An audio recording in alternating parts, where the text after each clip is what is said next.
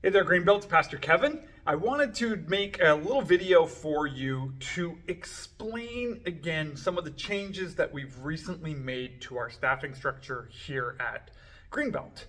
Now, some of you might be, new to the church, or because this isn't stuff that we talk about a lot on Sunday morning, you might not be aware of these tweaks and changes that we make to the staffing structure. So first and foremost, all of this stuff is always made public to you.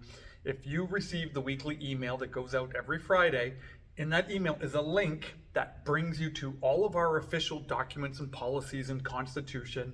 We're quite an open book kind of church. We don't have anything to hide, so we really want you to have all that information. And in there is this little updated organizational chart. It's going to be prettied up a little bit soon, but you can see the details of how our staffing structure works. I wanted to just kind of go through this with you again to kind of explain the vision behind it. Right, several years ago, we began to make a shift when it came to the role and the functions of the staff here at the church. Traditionally, churches tend to hire staff to do the ministry that bless and benefit the people who attend the ministry. Now, that works up to a certain size. But what we have been teaching, and as we've been studying scripture, and as we've been growing as a church family, what that creates is consumers. People who attend church for what they get from the staff. They become spiritual consumers instead of being spiritual contributors, of finding their ministry, finding their call on their life that God has for them in the body of Christ. So the shift that we made was subtle, and it's the language of the staff don't just simply work in ministry, they work on the ministry. And this comes from Ephesians chapter 4, where God gave some to be apostles and prophets and evangelists and pastors and teachers for the equipping of the saints, so that you can do the ministry that God has called you to. That's why we've moved away from the language of having ministry directors, and instead we have pastors. Right? The goal of our pastoral team is to shepherd and to guide and to invest in leaders and people within our teams so that they are released into ministry. And so really you can think of our ministry structure with circles. I like doodling in circles. So first and foremost, you have me in my role as lead pastor, who ensures that the environment that we are creating is a healthy spiritual model. You can kind of think of it when you think of a shepherd, right? When a shepherd is just taking care of a few sheep, the shepherd can take care of each individual sheep and make sure every sheep is healthy. Well, as a flock gets bigger and bigger and bigger, what the shepherd then has to do is the shepherd hires under shepherds. And so the shepherd becomes the rancher with a whole bunch of shepherds who are taking care of a whole bunch of sheep. And that's where several years ago we made the shift in my role, that's what we do, is that I shepherd shepherds. I ensure that our elders are healthy, our deacons are healthy, that our staff is healthy, that our key lay leaders are healthy, and that the environment that we have creates a healthy flock. So I don't do as much with the individual sheep as I used to, even though I love everybody. That's to create the healthy environment. And then our ministry breaks down into 4 key categories. And we get these 4 categories from the Bible. We get them from the ministry of Jesus, and we call them connect, apprentice, send, and invite. Okay? And the model here is exactly what we see Jesus doing with his disciples and with the call that he has on the church. The first thing that we start off is with connecting. And this area here is where Paul, who's our associate pastor of worship, is we want people to connect with God in a meaningful way. We want people to connect with God in a meaningful way. And we want people to connect with the church family, right? So Paul oversees our worship ministry, our technology ministry, and those ministries that help us connect with God in a meaningful way. And then once we're connected with God, connected with the church family, then we apprentice. We become like Jesus.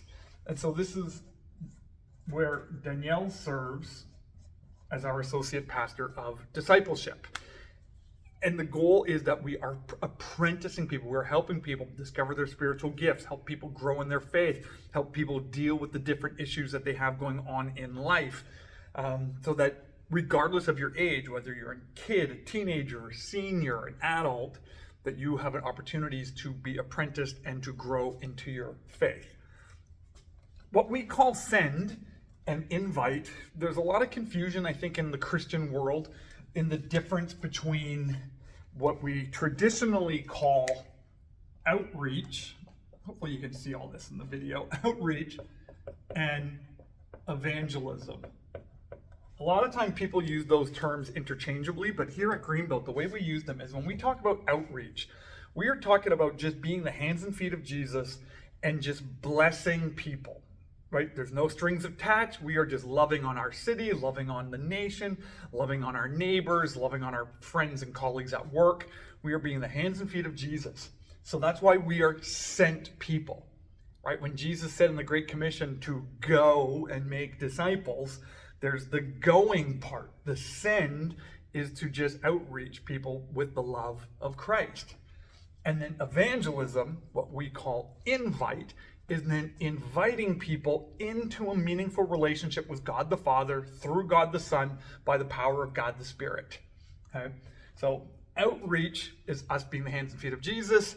Invite is we are inviting people into a meaningful relationship with Jesus so that they can in turn then connect with God, so that they can be apprenticed, so they can be sent, and then they can invite someone into a meaningful relationship, and so on, and so on, and so on.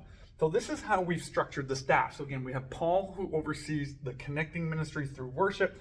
Danielle is right now overseeing both of these areas combined, because we're trying to apprentice you into a sent person.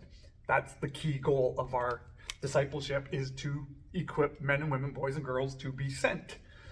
And then me, in my role, I'm overseeing the invite and the evangelism. Now, this is pretty high level, and this diagram that you can get in our public drive goes into a lot more detail because there's a lot more moving parts to this too. To help me out with this, we have Elise, who serves on our staff as my executive assistant. She does an amazing job of helping me keep all these balls spinning in the right direction. We also have our Arabic ministry, which is a crucial part of what we do here. And then a lot of our other ministries all fall underneath one of these circles, so that whether it's another staff person or whether it's a volunteer leader, we want everyone to know who is caring for you, who's walking with you, who is your shepherd in your area of ministry to coach you and to guide you. So for example, Paul, like I said, oversees all of our technology, so all of the music, all the IT stuff, all the cameras, all of that stuff, and works with our worship teams that way. Under Apprentice, we have Fusion, which is headed up by Jen, who leads that up, and she has a team as well. She's got Dan and Liam, who work with her as well on the Fusion team. We've got our volunteer team of Kid Zone with Regina and the team, and Karen and the team that are all heading that up there. We also have our life group ministry, where we have amazing volunteers who oversee our life groups. And then we've got what we created a few years ago is our pastoral care ministry, how we're caring for people so that they can, again, grow in their faith and be sent. And then within our Send ministry, we have Dorothy, who heads up our ESL and our chaplaincy ministry that falls under there. And then under Invite, we have our things like Church Online. We have all the different things that we are doing there, whether it's our social media presence and all of those things as well. We also have our community networking that happens within these contexts as well. So again, so at the AGM of 2023, we made some tweaks to this model.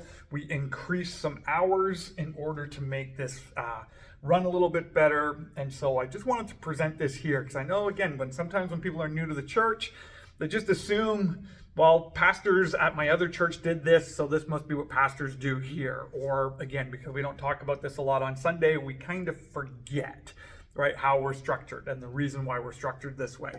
And again, the reason why we're structured this way is we want to create an environment where everybody can be known, where everyone has an opportunity to grow in their faith, where everyone can learn their part in the mission of God to be a blessing to our city and to our world. Again, we're not trying to create an environment where everyone knows everyone. We're not even trying to create an environment where me as the senior pastor knows everybody. But we want to create an environment where everybody is known. We want to create an environment that is healthy. We want to create an environment that helps you grow spiritually. And we want to do it in such a way that doesn't fry out any of these leaders. We want to do it in a way that really represents and is modeled by Jesus and by the apostles in the teaching of the New Testament. So if ever you have any questions about this, if it's not clear, again, like I said, you have access to that in the public drive. You can see more detail in there as well. Encourage you to check that out. But if you do have questions about it, please don't hesitate to send me your questions, kevin@greenbelt.church. I would love to answer any questions.